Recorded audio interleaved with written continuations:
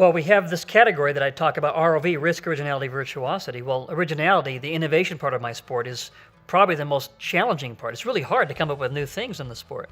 And yet what blows me away is to see how this sport is advancing.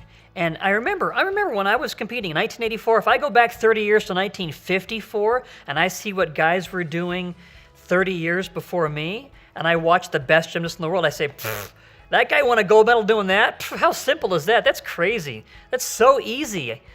And now jump ahead 30 years from when I competed, and I'm sure there's guys watching videotape of me competing in 84 going, Vidmar won a gold medal doing that? Oh, you've got to be kidding me. I did that when I was 14 years old.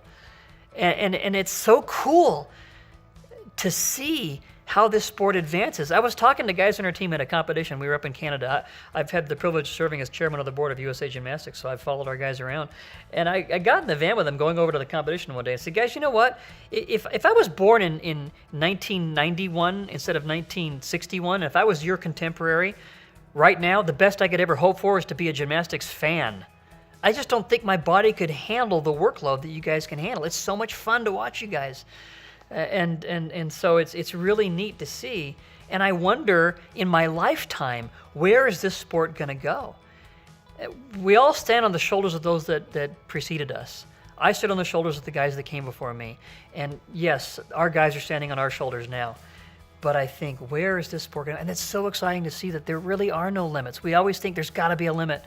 And there really isn't. There's no limit to innovation, to creativity, ingenuity, to physical power. And these guys are getting stronger and stronger.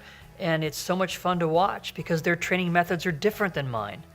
And I love it. And I love to see that. And it just teaches me that whatever we do, you can always get better. No matter what you're doing. I'm 54. I can always get better. Now, I'm not going to necessarily get stronger, but I'm always trying.